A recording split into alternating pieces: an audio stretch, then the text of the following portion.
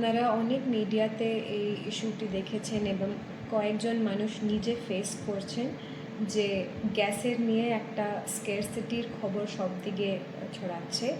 আমি এশিওর করতে চাই যে আজকে আমাদের শীর্ষ মহল থেকে একটা ভিডিও কনফারেন্স মাধ্যমে মাননীয় মুখ্যমন্ত্রী ছিলেন, মাননীয় মুখ্য সচিব ছিলেন, ওনারা আমাদেরকে এশিওর করেছেন যে স্টেটে সেরকম কোনো শর্টেজ নেই।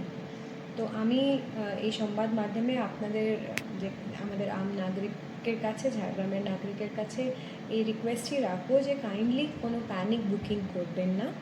আমাকে আজকে প্রত্যেক ঝাড়গ্রামের গ্যাস এজেন্সি অ্যাশিওর করেছে যে আপনাদের ডোমেস্টিক বুকিংয়ের যখন আপনাদের ঠিক সময় বুকিং করছেন তার 2 থেকে 3 দিনের মধ্যে আপনার কাছে সিলিন্ডার পৌঁছে যাবে, যেটা সাধারণত যে পদ্ধতিতে আপনারা বুকিং করতেন।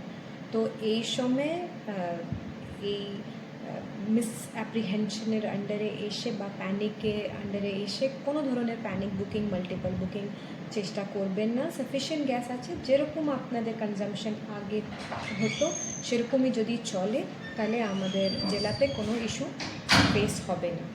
আমরা একটা কন্ট্রোল রুম খুলে দিচ্ছি, যে কন্ট্রোল রুমের নাম্বার আপনাদের সঙ্গে শেয়ার করে দেবো। আপনাদেরকেও রিকোয়েস্ট করবো কাইন্ডলি নিচে একটু ফ্ল্যাশ করে দেবেন সেই নাম্বারটি। আর যদি কোনো কারোর ইস্যু হয় সেই নাম্বারে উনি অ্যাপ্রোচ করতে পারেন। পুলিশও খুব তৎপর আছে। আজকে সকালে এসপি সাহেব নিজে মিটিং করেছেন রিগার্ডিং দিস ইস্যু। অ্যান্ড এখানেও যদি আমাদের কাছে কোনো ধরনের হোর্ডিং বা এই ধরনের কমপ্লেন্ট আসবে আমরা ইমিডিয়েটলি তদন্ত করব। গ্রাহকরা কি বাড়িতেই যেমন ডোমেস্টিক সিলিন্ডারের ক্ষেত্রে কোনো পদ্ধতিতে কোনো চেঞ্জ নেই। আর বিজনেস ওরিয়েন্টেড যারা আছেন, কমার্শিয়াল এন্টারপ্রাইজদের ক্ষেত্রে একটু সমস্যা হচ্ছে আমাকে জানানো হয়েছে। স্টেট ইজ অ্যাক্টিভলি ট্রাইং উপর মহলে কথা বলে ওটাকে রিজলভ করার জন্য।